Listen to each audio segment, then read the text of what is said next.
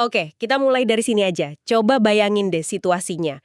Ini hari Kamis, sore-sore jam 4, Anda lagi pusing banget di depan laptop, stres, cemas, ada proyek besar yang kejar tayang, dan deadline-nya, wah, makin dekat.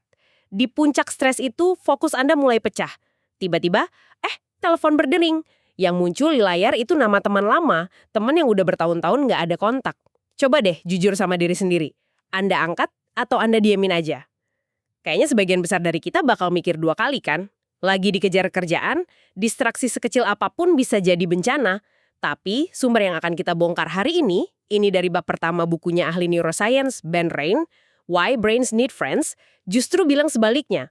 Keputusan buat angkat telepon itu katanya mungkin jauh lebih penting buat kesehatan Anda dari yang Anda kira. Jadi hari ini kita bakal coba selami sains di balik hubungan sosial. Kenapa sih ngobrol sebentar aja bisa bikin lega? Dan apa ya yang sebenarnya terjadi di otak kita pas kita terhubung sama orang lain? Nah, ini pertanyaan yang krusial banget. Apalagi kalau kita lihat kondisi sekarang yang serba terpecah ya. Sumber dari Rain ini menyoroti satu fakta yang jujur agak bikin khawatir. Dia nunjukin data dari tahun 2013 sampai 2021, waktu yang dihabiskan orang Amerika bareng teman-temannya itu berkurang, turunnya sekitar 15 jam per bulan. Sebaliknya, waktu mereka sendirian justru naik, lebih dari 36 jam. Otak kita mungkin beradaptasi ya dengan ekspektasi sosial yang lebih rendah. Tapi kebutuhan biologis kita buat terhubung itu nggak pernah hilang. Oke, mari kita bedah ini. Poin pertama yang paling menonjol dari bab 1 buku Rain ini adalah soal seberapa cepat interaksi sosial itu bisa langsung naikin suasana hati. Dia ngutip satu studi menarik dari Washington University in St. Louis. Ini melibatkan mahasiswa. Betul, studi itu mencerahkan banget. Jadi, para peneliti ini minta mahasiswa buat pakai alat rekam audio kecil. Namanya EAR, atau Electronically Activated Recorder. Alat ini jadi dia ngerekam cuplikan suara acak gitu seharian selama seminggu, buat mantau interaksi mereka. Hasilnya tuh wah jelas banget dan konsisten. Semakin sering mereka ngobrol sama orang lain, skor kebahagiaan mereka makin tinggi. Dan ada detail yang bikin saya mikir di sini. Peningkatan mood terbesar itu ternyata bukan cuma pas mereka ngobrol sama teman dekat, tapi justru pas mereka lebih banyak membuka diri, lebih jujur gitu ya di percakapan itu. Jadi keterbukaan itu kuncinya ya. Anda menyentuh poin yang penting banget. Itu buat kedalaman hubungan. Tapi yang lebih menarik lagi, ada studi lain dari Profesor Niklas Epley. Studi ini nunjukin kalau interaksi yang katakanlah dangkal pun, tanpa perlu buka-bukaan, tetap kasih dorongan positif. Dia bikin eksperimen di London, para komuter di kereta diminta buat sekedar ngobrol sama orang asing di sebelah mereka. Hasilnya, mereka yang ngobrol bilang perjalanan mereka 2 kali lebih menyenangkan dibanding yang cuma diam-diaman. Wow, 2 kali lipat ya? Iya. Ini nunjukin betapa rendahnya ambang batas otak kita buat dapat manfaat sosial. Nggak perlu yang dalam-dalam dulu. Jadi kalau kita tarik kesimpulan buat Anda yang lagi denger ini, artinya kontak sosial sekecil apapun itu bisa jadi pendorong suasana hati yang ampuh. Betul sekali. Cuma bilang terima kasih ke sopir bus atau ngobrol basa-basi sama orang di ruang tunggu, itu semua ternyata ada efeknya ke kita. Tepat. Otak kita tuh kayaknya nggak terlalu peduli interaksinya direncanain atau spontan. Manfaatnya tetap dapat. Kebutuhan dasarnya terpenuhi, walau dosisnya kecil. Oke, jadi bahkan ngobrol singkat sama orang asing aja bisa bikin kita lebih happy.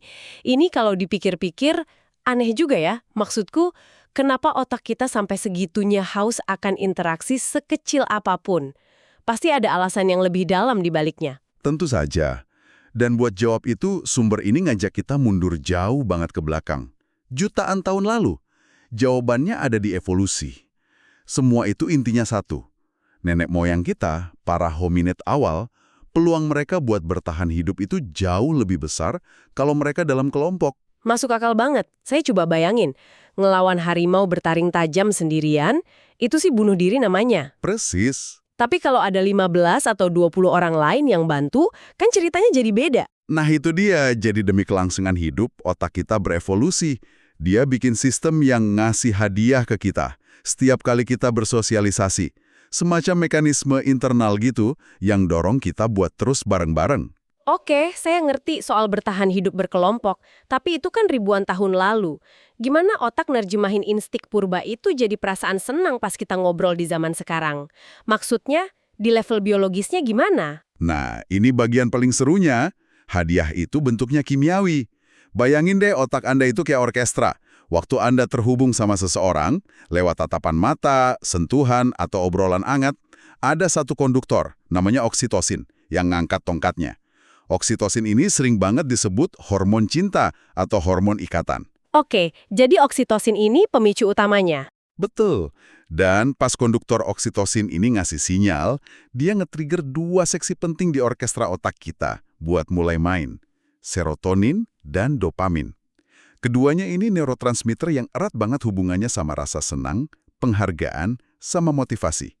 Jadi ini bukan cuma satu nada, tapi harmoni kimiawi yang bikin kita ngerasa nyaman, aman, dan bahagia. Wow, jadi pada dasarnya otak kita bisa bikin pesta kimianya sendiri cuma dengan ngobrol. Buku Rain ini bahkan bikin perbandingan yang kuat banget.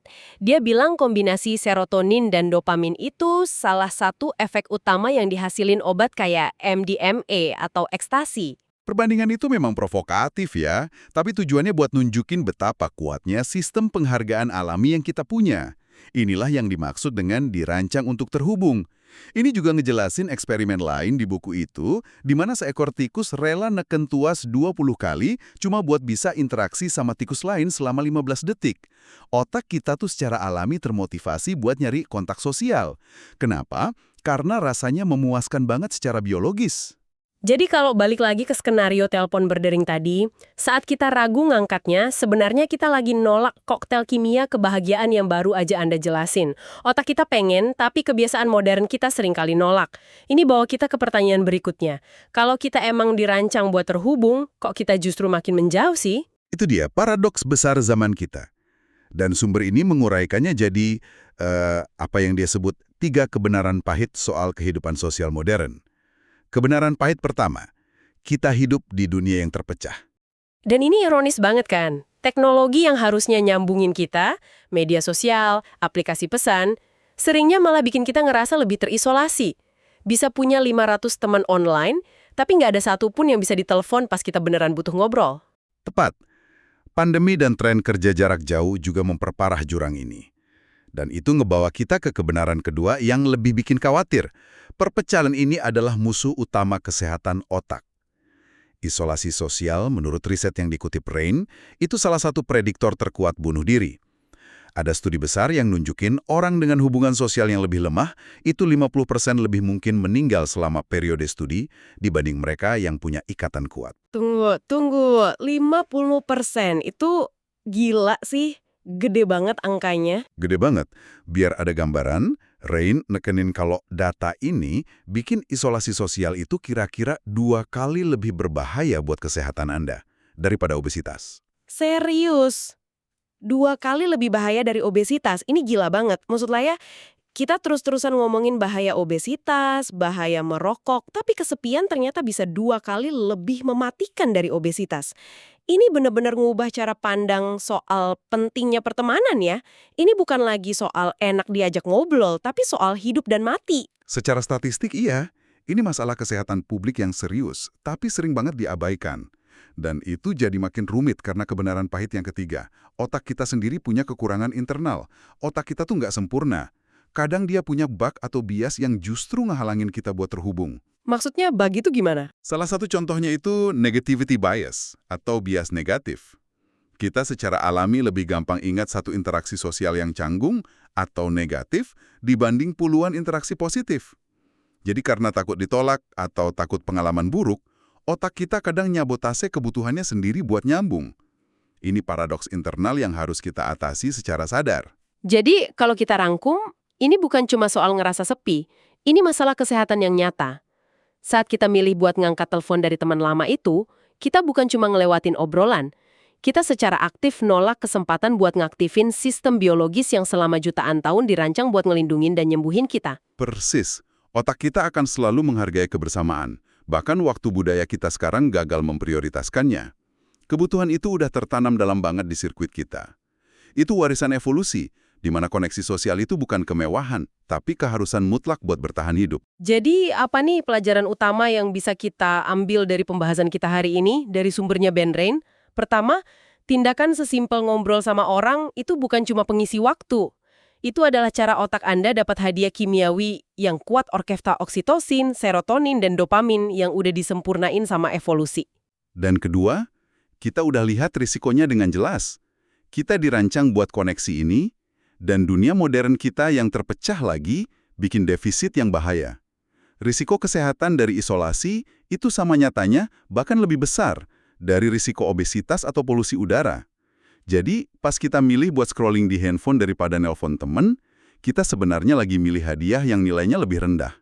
Mungkin nggak kerasa saat itu, tapi jangka panjangnya kita kayak nuker emas sama permen. Sebagai penutup, kita mau tinggalin Anda dengan satu pemikiran provokatif dari buku ini. Rain nyebutin kalau kita bisa dapat apa yang dia sebut hadiah sosial sintetis. Ini dari hal-hal kayak like di media sosial, atau bahkan dari nonton karakter fiksi di TV dan ngerasa terikat sama mereka. Nah, ini jadi pertanyaan penting buat Anda renungkan. Sejauh mana hadiah-hadiah sintetis ini udah muasin kebutuhan mendalam otak Anda akan koneksi, sampai-sampai bikin Anda jadi lebih enggan buat nyari koneksi yang sesungguhnya, yang mungkin lebih ribet tapi jauh lebih bermanfaat. Dan kira-kira apa harga jangka panjang dari pertukaran itu?